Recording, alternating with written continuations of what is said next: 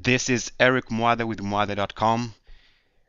Here touching on a subject that most investors use dearly to gauge market health. Investors have been taught that if you track volume, especially above average volume on the major indices, that you can gauge where institutions are placing their bets, and that by tracking this smart money around, you can be in a better position to make more smart decisions. The truth of the matter is that this is not true.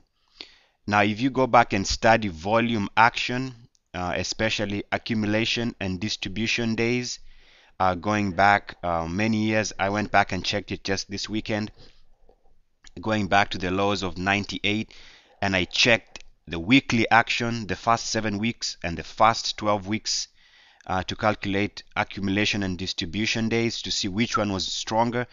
I checked the first 25 days of any low that the market made, and I also checked the first 35 days of any low that the market made over the last 10 years. And much to my surprise, the buy-side institutions are always wrong. So whenever you see above average volume around a low, do not expect this to be the low. I know there is a newspaper out there that always tells you to look for a follow-through day. Even they will tell you this does not work. The fact that we've been trained to find a volume and find where money is going, usually the long side institutions are wrong. And I've checked it over and over. What was surprising to me is that the actual lows the market made in 2002, right here, you'll find that volume, the institutions were not even this low right here. The institutions were not even heavily betting that this was a significant low on the Nasdaq. Volume was low. Above average volume was probably like 2 or 3 in the first 35 days.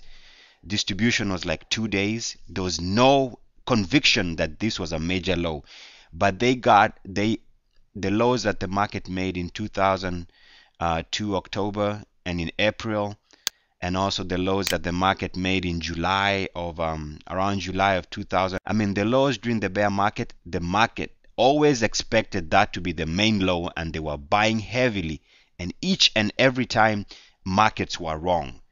So do not buy into the myth that by tracking volume you're going to be making money in the market. Institutions are getting this prediction of where the market is going wrong. Now check this out. In the last 35 days of the market peak, the Nasdaq peak in 2000, in the last 35 days before this high, March 10th, 2000, we have 20 above average buy days, as opposed to just 13. So the ratio of buy above average up days was so significant, and the market was betting that this was going to continue, and yet we know that that was a significant peak in the market. So again, you see that distribution days were low, accumulation days were high. The market got it wrong yet again.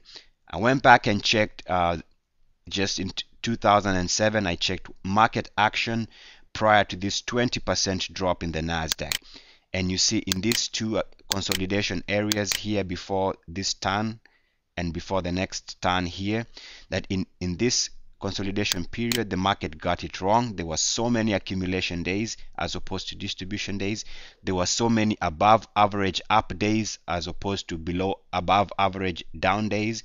So the market got that wrong. The market got, you'd think that they would have time to think about their position. Yet again, in this consolidation area, they were betting that markets were going to be headed higher, while in actuality we know that we had a 20% correction in the Nasdaq. So every time you hear them talking about strong volume days, either on the upside or on the downside, remember one thing: the institutions have no idea where markets are headed.